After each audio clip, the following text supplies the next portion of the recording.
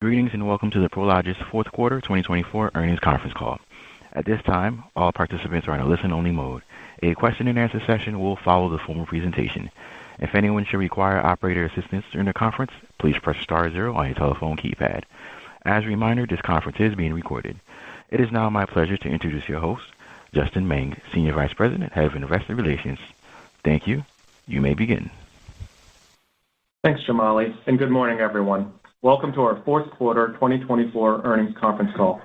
The supplemental document is available on our website at prologis.com under Investor Relations. I'd like to state that this call will contain forward-looking statements under federal securities laws.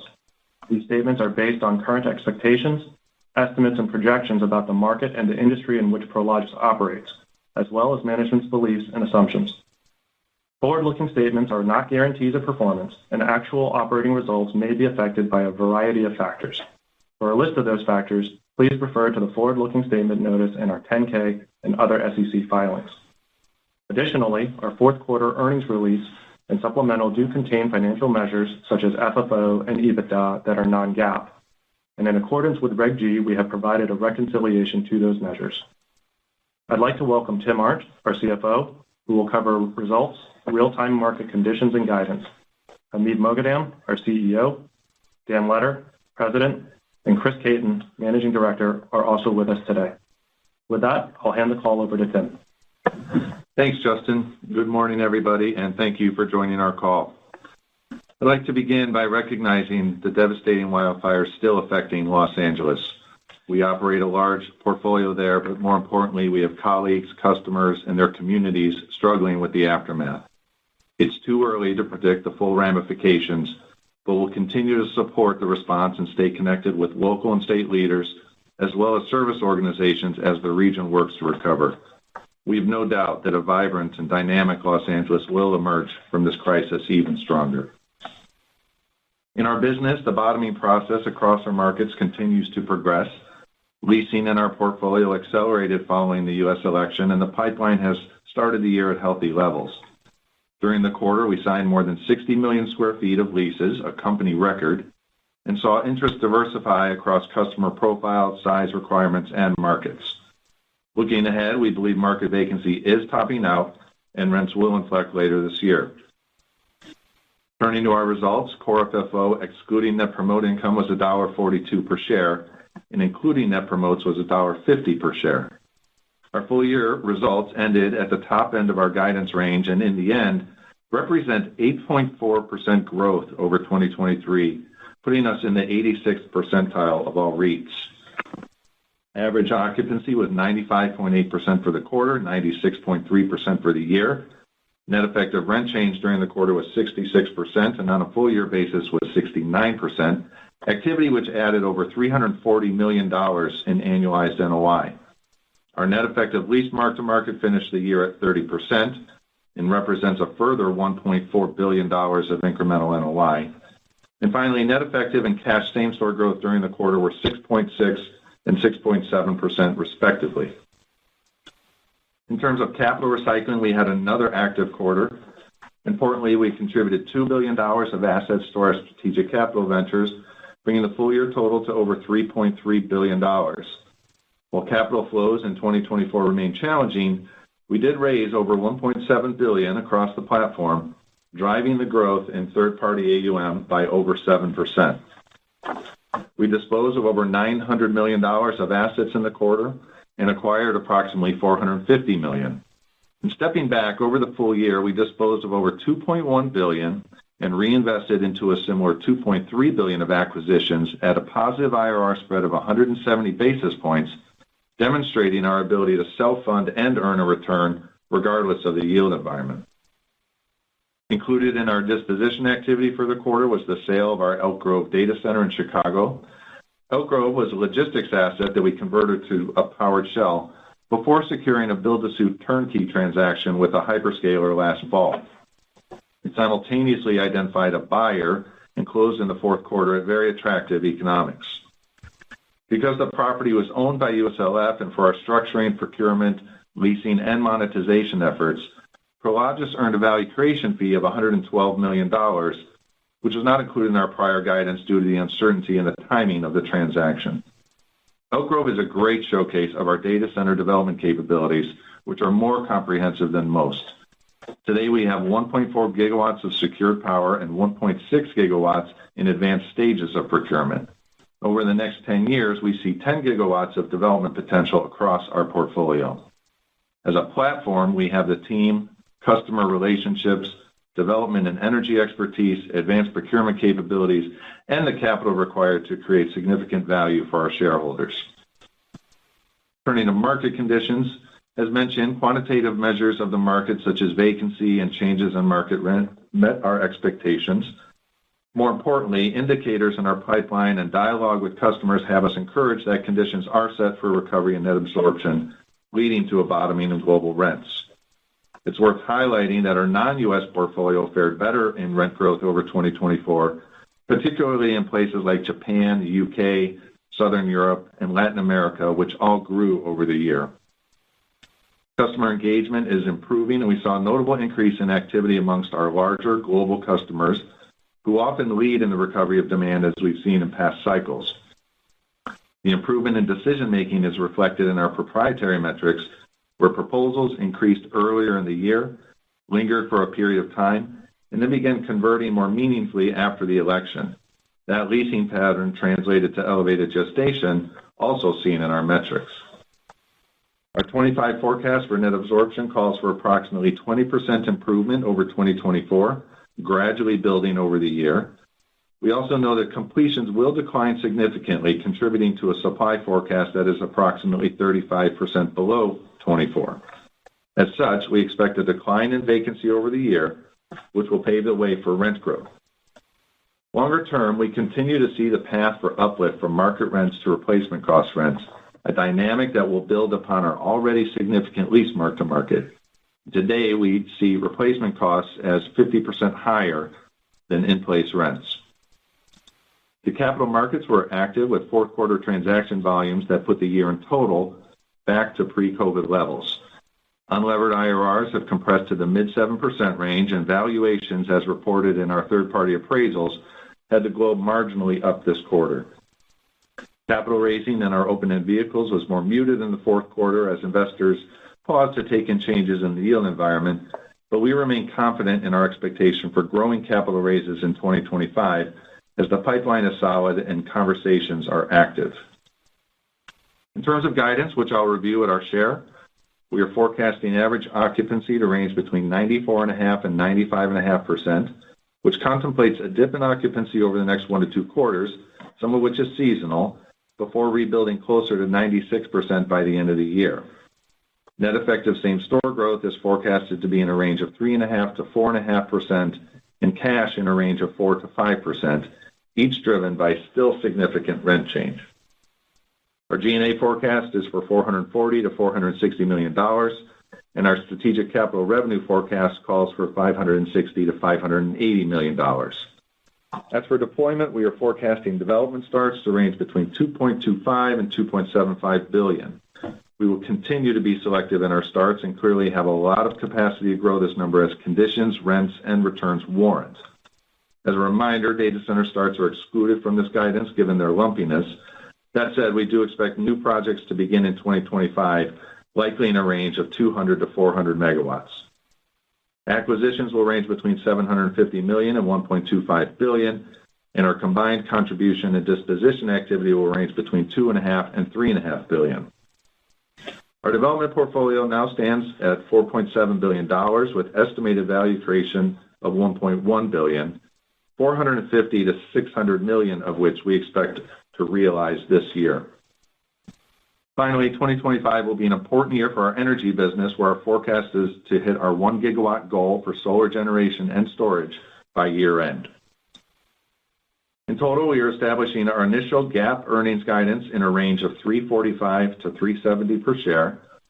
Core FFO, including net promote expense, will range between $5.65 and $5.81 per share, while core FFO, excluding net promote expense, will range between $5.70 and $5.86 per share. In closing, we navigated a challenging year in terms of an operating environment clearly unwinding from the overbuilding of the COVID era. Our ability to generate over 8% growth in such an environment is a testament to the resiliency and breadth of our company. We're pleased with the increase in activity and improvement in sentiment that we've seen so far in the last 2 months.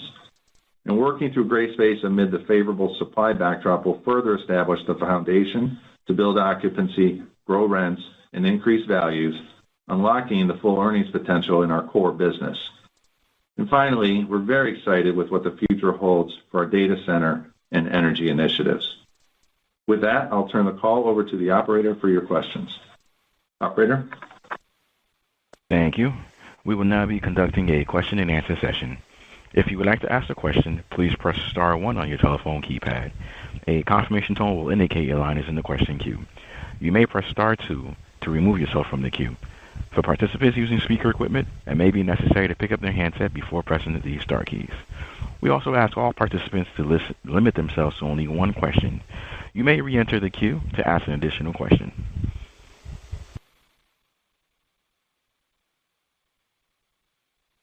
Our first question comes from the line of Ki Bin Kim with Truist Securities. Please proceed with your question. Thank you. Good morning, everyone. Can we flush out the 2025 guidance a little further, please? And maybe you can touch on items like lease spreads, bad debt that you're assuming. And on the occupancy front, the 95%, which is a little bit lower, I'm curious how much of that is same store versus, let's say, development leasing or development projects coming into the pipeline that might not be leased up for some time of period. Thank you. Hey, Kevin, it's Tim. So on rent spreads, we're going to see them in the 50% range this year, 5 handle over the course of this year, still quite elevated from that lease mark to market, even with market rent growth a bit slower in the last several quarters. Bad debt, we normally are expecting something on the order of 20 basis points. Our history has been a little bit better than that. Our forecast is allowing for between 20 and 30 in this coming year as we enter the year with a few known tenants that we're watching, but we'll see that normalize hopefully by the end of next year. And then in terms of occupancy, it's, the 2 pools are so large, the average occupancy and ending occupancy that we're expecting broadly for the company are not very different than what we'll see in the same store pool. Thank you, Ki Bin. Operator, next question. Thank you. Our next question comes from the line of Samir Khanal with Evercore ISI. Please proceed with your question. Good afternoon, everyone. Hey, Tim, you guys made some positive comments around leasing, but when I look at the space utilization chart, that was a bit surprising that slipped from the last quarter. Maybe reconcile the trends you're seeing there with some of the comments you're talking, positivity around leasing, inflection, et cetera. Thanks. Hey, Samir, it's Chris Caton. I'm going to take it. Thanks for the question. Good to hear from you. So at the end of the day, we think there's some good news in this data, and let me unpack that for you.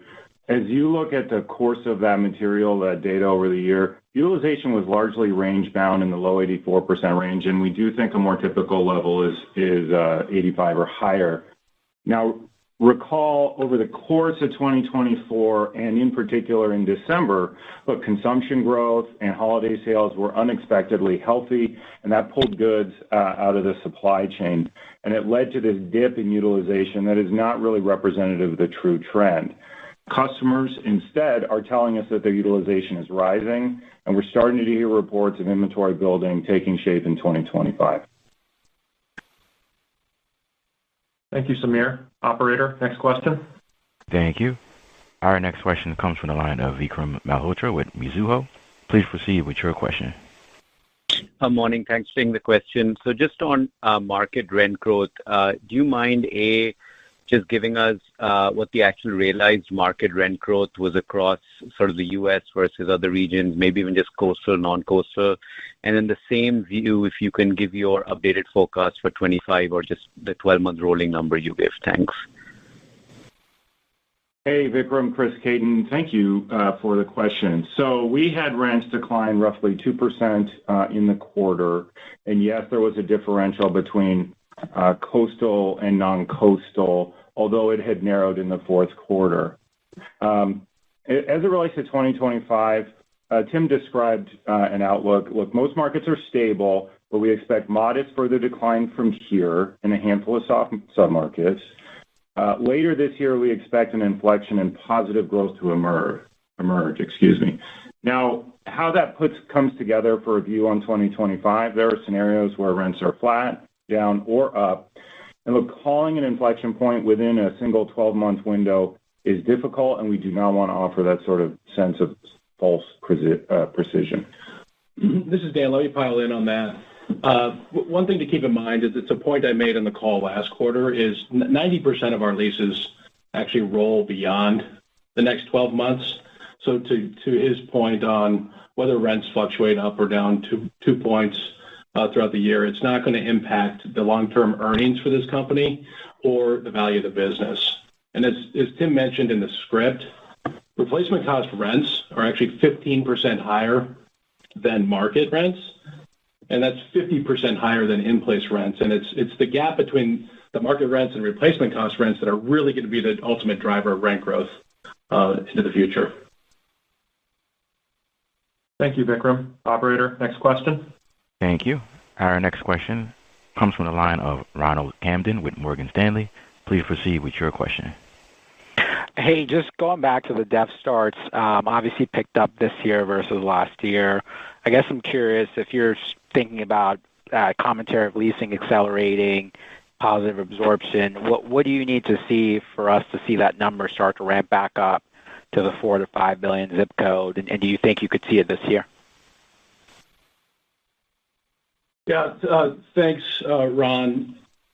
What I would say is our starts last year, we deliberately slowed those starts. We continue a very disciplined approach to our spec program. We also saw a number of very large build-to-suits push into 2025.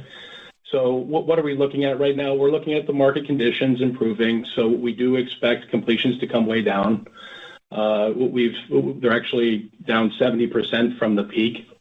Starts are down 70% from the peak as well. So the market itself is heading in the right direction, and we're waiting for that rent to improve, for the returns to improve. One thing to keep in mind is we do have $5 billion under development right now in 30 million square feet. We do have this very large land portfolio with $41.5 billion worth of opportunities, and that's in literally hundreds of sites around the globe. And we've been making infrastructure investments, site work investments, so we can really narrow the vertical build time and flip this switch when the time is right. Thank you, Ron. Operator, next question. Thank you. Our next question comes from the line of Michael Goldsmith with UBS. Please proceed with your question. Good afternoon. Thanks a lot for taking my question. You stated in the prepared remarks, leasing in your portfolio accelerated following the U.S. election, and the pipeline has started the year at healthy levels. Are you able to frame the magnitude of improvement? And from your conversation with tenants, what is driving that improvement? Is it more certainty? Is it more willingness to spend? Is it the deals that were dying on the CFO's desks are now getting put through? Any helpful commentary? Any commentary there would be helpful. Thanks. Yeah, Michael, I'll start on this, and maybe Tim or Chris will pile in.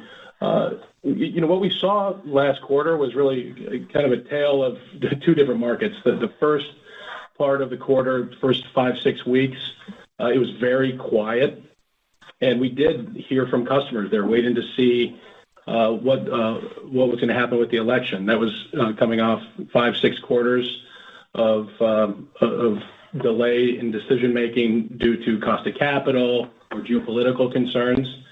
And then post-election, it really was this boom. We've had really 10 weeks of very solid decision-making, and it's unlocking previously stalled deals. So we're seeing resiliency from e-commerce, general goods, electronics, food and beverage. Really, it's pretty broad-based where we're seeing this activity and what we're hearing from these customers. We're also hearing from these customers. We still have a group of customers saying that they're working through gray space. They're focused on cost containment. But then I'll tell you, 3PLs last quarter broke the record that they had in the third quarter of 25 million square feet of leasing. So 3PLs in the back half of the year leased nearly 50 million feet. So kind of a tale of two markets and some really robust leasing from several customer segments. Chris, go ahead. Yeah, just in terms of the specific quantification, Tim already discussed record lease signings. And in terms of a pipeline, the pipeline's up 17% January to January. Specific response to your question. Yeah, the only thing I would add is that actually the end of the fourth quarter and the beginning of the first quarter are usually slow times. So I think the bump was even more important or different than history. Thank you, Michael. Operator, next question. Thank you. Our next question comes from the line of Craig Mailman with Citi. Please proceed with your question. Hey, good afternoon, guys. Just on the occupancy piece, just a few follow-ups. Tim, maybe, you mentioned a couple tenants that you're monitoring for bad debt, and then you also mentioned seasonality. Could you frame up, within that range of 100 basis points of 94.5 to 95.5, how much of that sort of seasonality driven versus how much of it is potential bad debt that may not materialize? And then, that was helpful on the pipeline update. But I'm just kind of curious here also how you guys are managing the portfolio with an expected market rent inflection potentially by the end of the year. Are you guys prioritizing occupancy over rate at this point to kind of firm up the portfolio, or are you holding back at all and kind of holding on price? I'm just kind of curious how much toggle there is in that occupancy guide on kind of what you know versus how you're managing the portfolio. Hey, Craig, let me start by unpacking it this way.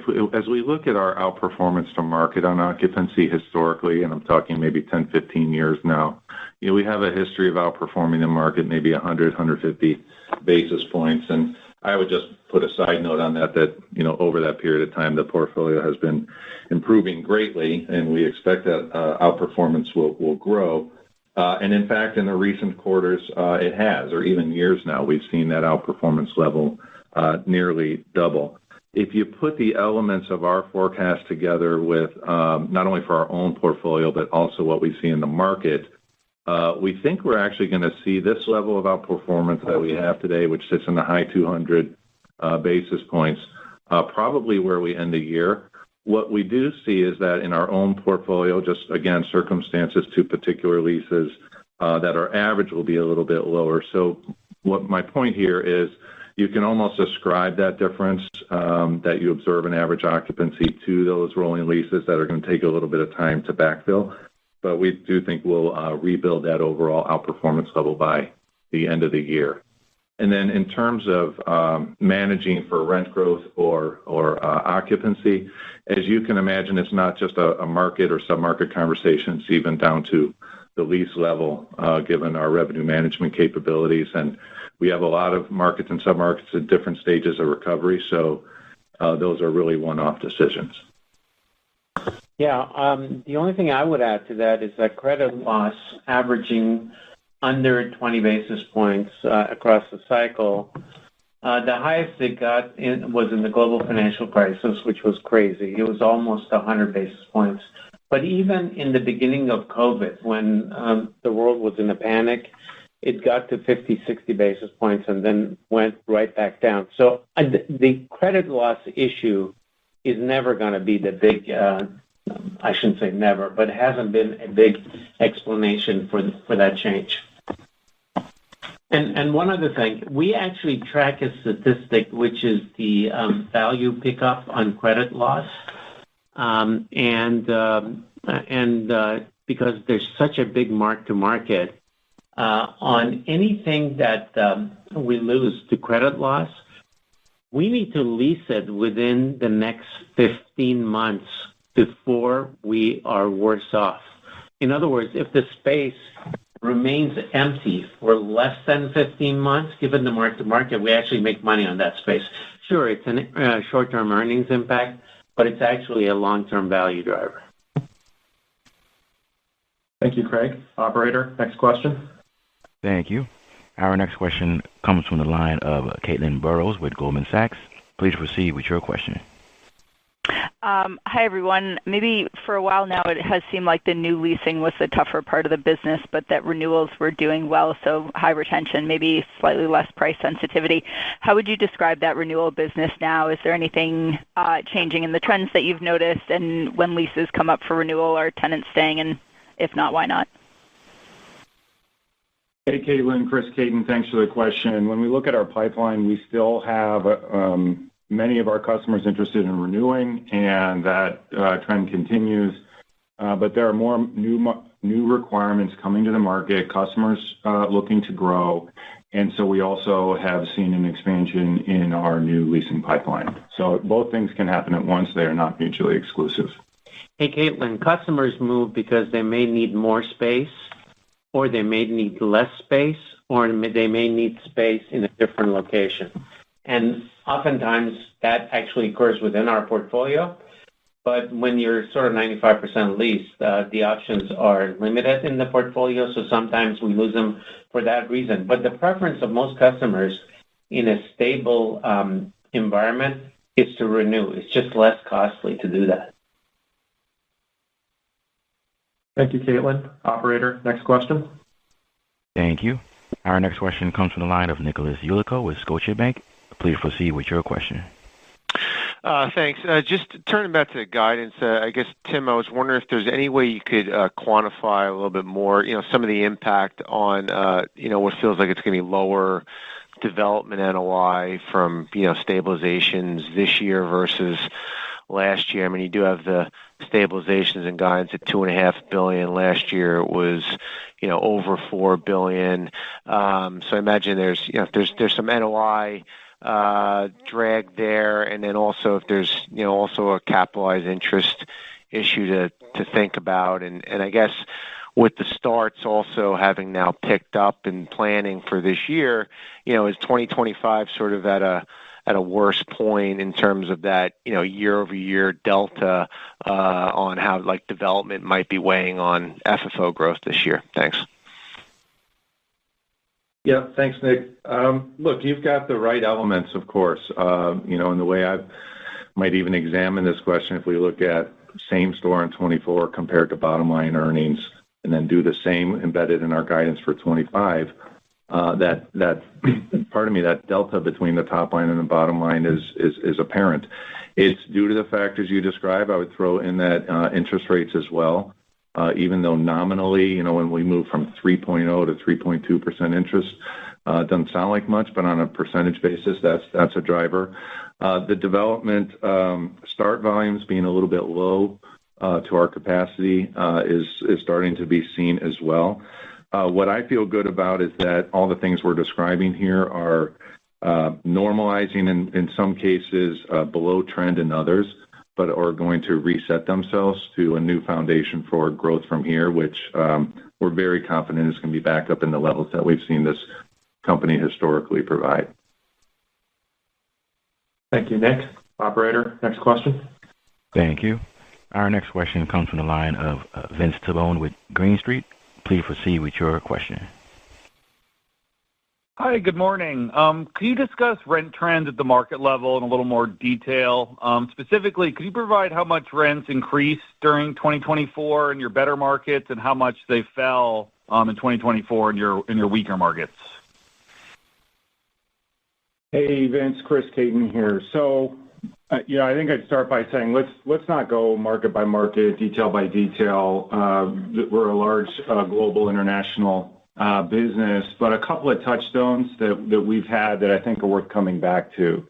So number one, if it's not clear, it should be that international markets outperform the domestic markets. Tim enumerated them in his script, but whether it's Japan, whether it's Europe broadly, and in particular some of the geographies there as well as Latin America, that was a clear outperform. And then within the U.S., really talked about this dynamic of Southern California and the rest of the business. In Southern California, we had rents down 25% on a net basis, so a meaningful reset in rates there. And so then by contrast, when you look at sort of U.S. ex USX, SoCal, it was only down modestly in the year.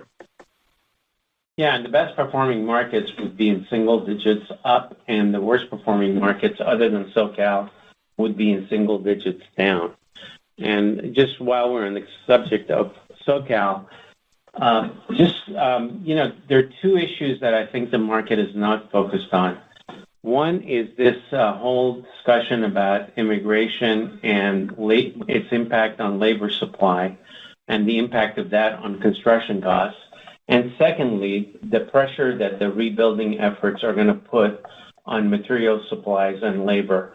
I think all of those things are going to drive replacement costs significantly higher.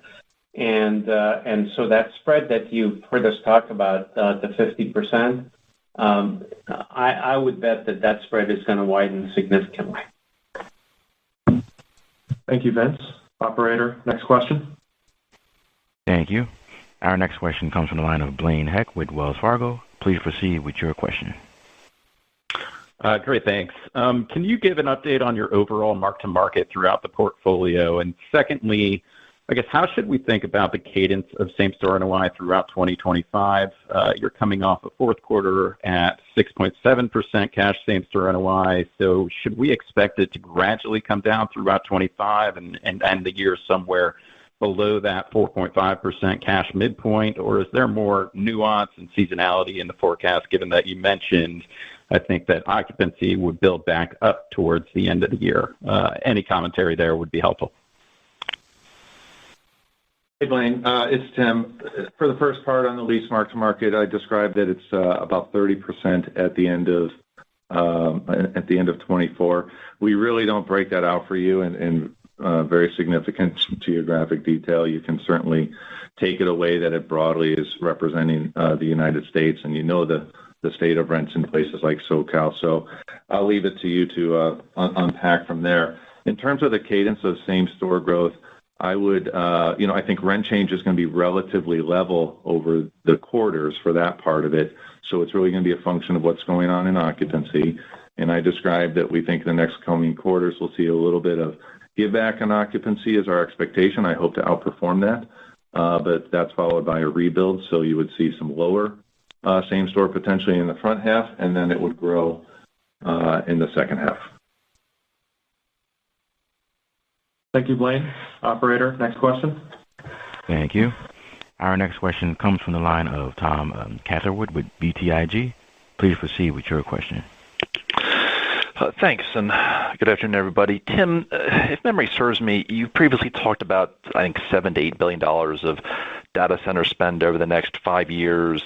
And I think you mentioned 10 gigawatts of data center opportunities in your prepared remarks, which is likely above the top end of that previous range. Are we thinking of that correctly? And if so, what are your thoughts on data center spend as we look out over the next 3 to 5 years for Prologis? Hey, Tom, this is Dan. I'll take that one. So yes, you're thinking about this correctly. You should think about 10 gigawatts over the next 10 years. We've built internal capabilities over the last year and a half, and we've been just getting deeper in our pipeline and have a lot more confidence in the numbers that you've heard. Like we said, we've got 1.4 gigawatts secured power. We've got 1.6 in the advanced stages of procurement. We've got another 1.5 gigawatts of applications that are right behind that. But all in, it's 10 gigawatts over the next 10 years. And that doesn't even touch upon the universe of opportunities. This is coming from a portfolio of 6,000 buildings and 15,000 acres of land that we own or control. So the universe of opportunities is much greater than that. Tim? Yeah, I'll just come back to maybe what was also underneath your question there on the sheer amount of spend. And you see this quarter, Elk Grove, as I mentioned, a great example of the playbook that we have at the moment is to recycle and monetize back out of these assets. That may take a different form over time, but the point is we will free up capital. We have an internal risk budget set up for this business that is sufficient for the team to execute.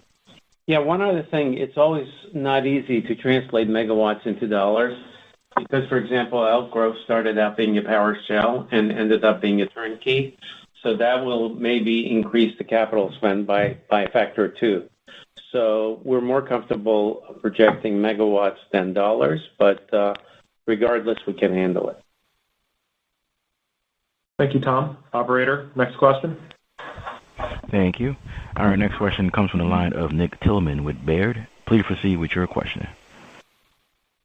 Hey, good afternoon. Maybe digging in a little bit more into the development starts and kind of maybe geographic mix and build-to-suit sort of mix of the two. I know you guys have tilted a little bit more ex-U.S. on the development starts here in 24, but as 25, are you expecting to start more in the U.S. or what's the mix shake out there? And then you noticed the pickup in the build-to-suit side, so is that still going to be a strong proponent of that starts this year? Yeah, Nick, this is Dan. Last year was a slow year for development starts in the U.S. I do see that picking up. Hard for us to give you a mix at this point because, as I said in some remarks earlier, we have so many opportunities, literally hundreds of opportunities, and most of this land is ready to go. So we're going to pay attention on a deal-by-deal basis, market by market, and make decisions that way. We do see build-to-suits improving year over year as well. Our long-term average on build-to-suits is about 40% of the overall development starts. Hoping to hit that number. We definitely had some big build-to-suits that moved from 24 into 25, so we're hopeful that those make it. Thank you, Nick. Operator, next question. Thank you. Our next question comes from the line of Mike Mueller with J.P. Morgan. Please proceed with your question. Yeah, hi. What was the solar FFO contribution in 24, and what are you assuming for 25, given the growth that you're seeing in that business? Hey, Mike. In 25, across the essentials businesses, I'll provide that level of detail. We see probably 10 to 14 cents of overall FFO contribution from the three businesses. Solar, it's pretty limited on mobility right now, to be honest. It's predominantly coming from solar and the operating essentials business. Across 2024, that number was 7 to 8 cents. Thank you, Mike. Operator, next question. Thank you. Our next question comes from the line of Jeff Spector with Bank of America. Please proceed with your question. Great, thank you. I know Hamid touched a bit on some of the executive orders or discussions from yesterday's transition. I wanted to just follow up on the latest discussion around tariffs and if there's anything else to add to some of the executive orders that were executed yesterday. Thank you. Hey, Jeff, Chris Caden here. So look, on tariffs, we follow the news just like you do, and it's really too early to speculate to how these policies will land and be implemented and the customer response. A couple considerations. Number one is, look, our business revolves around consumption. 90% more of the customer base is really serving consumers, so that's really the critical area to track. Now, as it relates to trade, we do think the historical precedent is instructive, and we stand by the views we shared on our last call, as well as a white paper we published in November. A couple of highlights there. Over the last 8 years, trade has grown 30% on an inflation-adjusted basis, and supply chains adapted to changes in trade policy. So trade with China is effectively flat over those 8 years, whereas Asia, ex-China, is up nearly 75%, Mexico is up 40%. At the same time, over the same time period, U.S. domestic production rose only 3%. And really, the U.S. just doesn't have the labor to produce more goods here. And so tariffs are inflationary.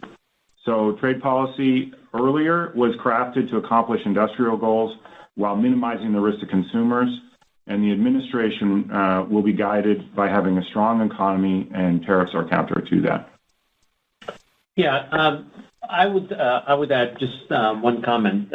I think that Mexico, and let's drag Canada into that because it's usually used in the same sentence, is primarily an immigration discussion.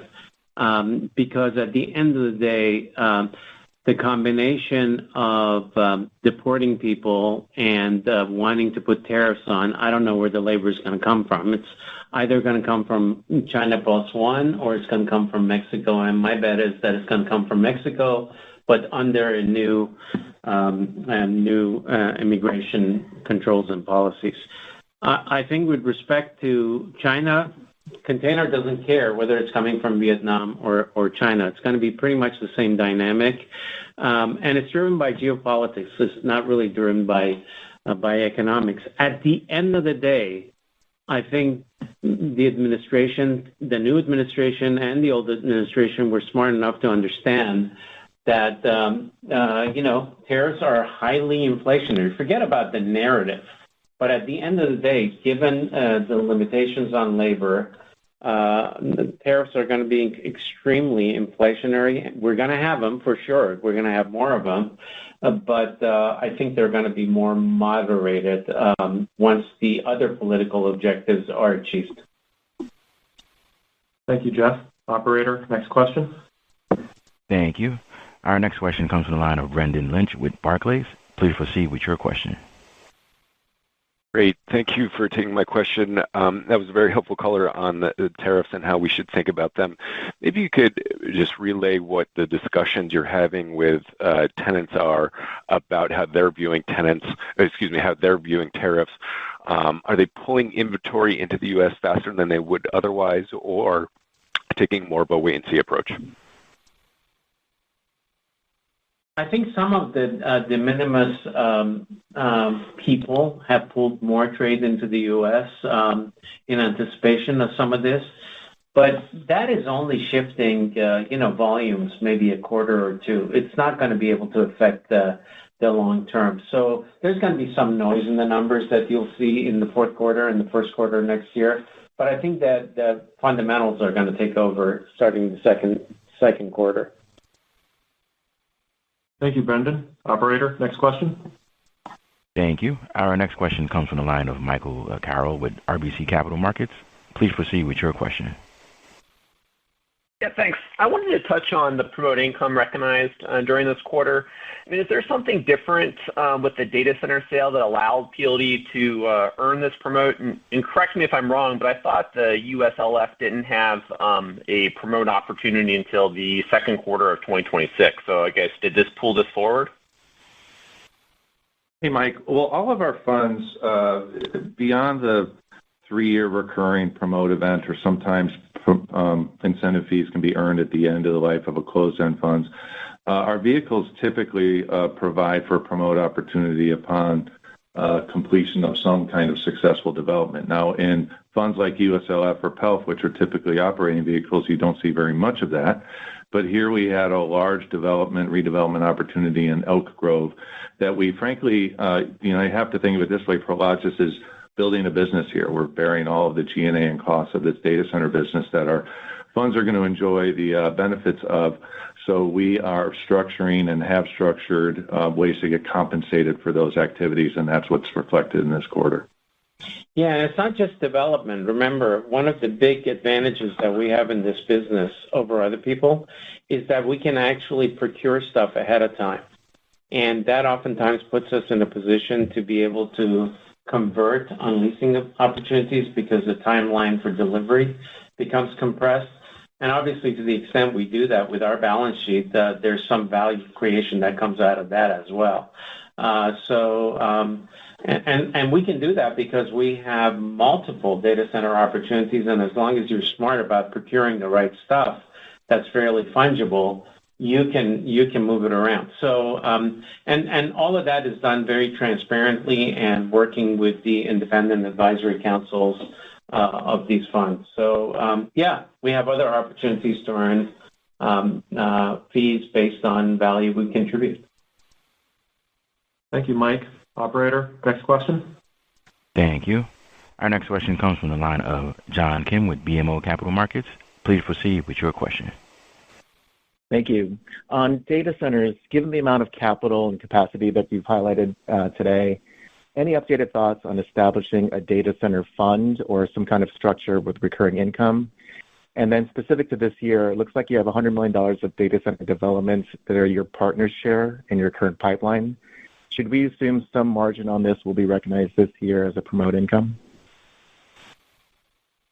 Let me take the first part of that question, and I'll let Tim take the second part. We have not yet made the decision as to what we're going to do with the capitalization of our data center business long term. Let me tell you what the current thinking is. The current thinking is that we are a developer and that we'll monetize and sell these assets upon completion. And we use the capital that they generate as a way of expanding our core logistics business. That's the strategy today.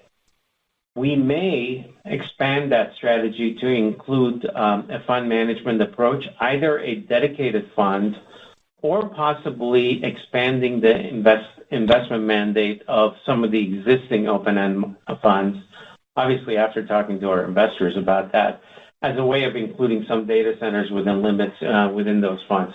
That decision hasn't been made because right now we're thinking about it as a funding mechanism for our core logistics development business. But we may change course that. One thing we will not do is hold 100% interest in data centers on our balance sheet because the capital requirements of that are going to be, even for us, are going to be pretty significant. And John, it's Tim. Maybe I'll grab you offline to see what you're looking at to believe some of the current activity is within funds, but it is not. It's on our balance sheet. Thank you, John. Operator, next question. Thank you. Our next question comes from the line of Todd Thomas with KeyBanc Capital Markets. Please proceed with your question. Hi, thanks. I just wanted to first follow up on the comments about the post-election leasing that you've experienced and thinking about the 2025 guidance. Does the guidance and occupancy assumption assume that leasing interest or demand in 25 remains consistent with what you've seen the last 10 weeks or so? And then also, not sure if I missed this, but can you provide what 24 net absorption was and what your expectation is for 25 and how that you expect that to trend throughout the year? Thanks. We actually prepared the business plan for the following year, usually in the October-November timeframe. So I would say the period was right bridging around the election. It was too early to see some of the activity that we've seen. I would say compared to where our head was at the time, we are more encouraged. But let's leave it at that and let's see whether this recovery has significant legs or not. But yes, we put our plan together right before the election and have left it there. And as it relates to net absorption, we saw net absorption of 39 million square feet in the fourth quarter. That amounted to just shy of 150 million square feet in the year. And we are looking for 190 million square feet in net absorption in 2025. And that is expected to build over the course of the year. Thank you, Todd. Operator, next question. Thank you. Our next question comes from the line of Vikram Malhotra with Mizuho. Please proceed with your question.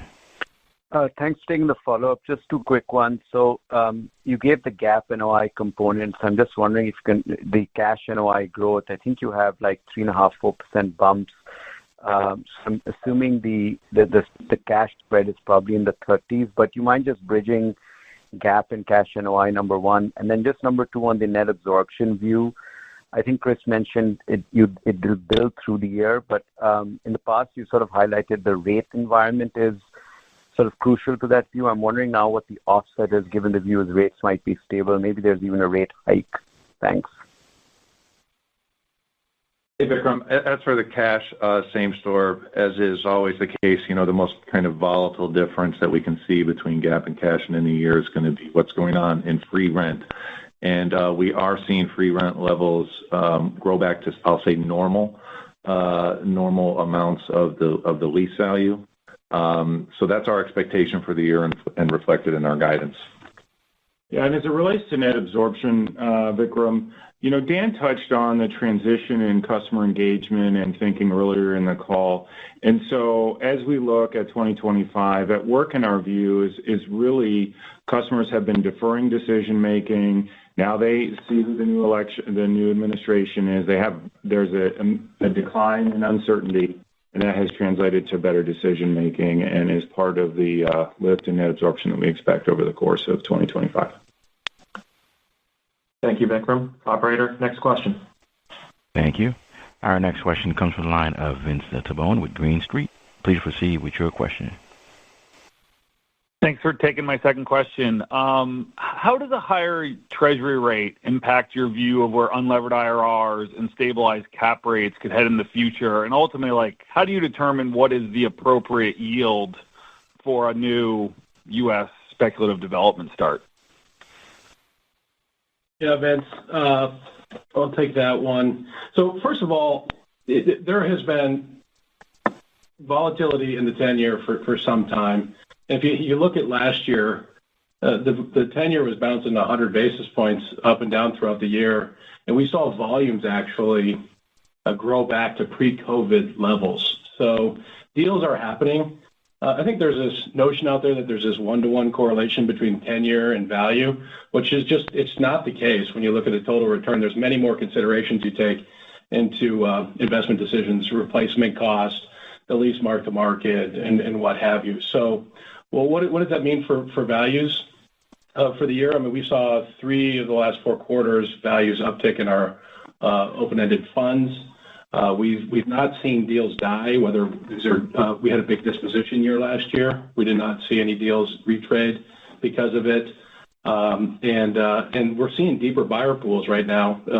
Logistics is still a very attractive investable category for investors out there. And so we feel strongly that we'll see a pretty strong year on the transaction market, maybe a slow start to the year. As it relates to appropriate yield for spec, like I've said so many times on this call, we have just such a large universe of opportunities. We're always going to be looking for that spread, that 125 to 150 basis point spread from market cap rate to our yield. Yeah, let me add a little color to that. Look, and you can go back to calls a couple of years back when money used to be free. We always talked about the market not having priced real estate with 0 or 1% treasury costs. Historically, the treasuries have been trading at about 200 basis points over the implied inflation rate. That's been kind of, other than when the Fed's been doing weird stuff, that's been the norm. So given that inflation expectations were then 2 and now they're more like 3, heading back down to 2, let's call it 2 to 3. That means treasuries are going to be 4 to 5%. I mean, that is where they should be, and that's where they will be. Okay, 4 or 5% treasuries. That means 7 to 8% IRRs, unlevered, gives you anywhere between 300 and 500 basis points of real inflation-adjusted return. That's appropriate for real estate, which is somewhere between stocks and bonds. So those are the relationships. I think the market just got used to free money for too long. But the real estate market never priced assets as if that money was going to be free forever. Some of the leveraged buyers may have had different math on this, but in terms of institutional capital and what return it takes to attract it to real estate, those are the numbers. On the issue of margins, what's interesting is that Dan is correct. The market, we look for about 125, 150 basis point premium over exit cap rates. We used to want that also when cap rates were 8 or 9%. It's just that with cap rates at 5 or 6%, 125 basis points is a lot bigger margin. So ironically, margins actually have increased even in this area, in this period where there's been some weakness in the past year. Still, our margins are way above our expectations and the way we underwrite property. So I can't really explain that one, but the margins have been very healthy, and I think it's because it's so difficult to bring on land in some of these supply-constrained markets. Operator, final question, please. Thank you. Our last question comes from the line of Blaine Heck with Wells Fargo. Please proceed with your question. Great. Thanks for taking the follow-up. Hamid, just taking a step back, I wanted to see if you could talk about your relative level of visibility into the operating environment as you all were kind of formulating your outlook and commentary for this call.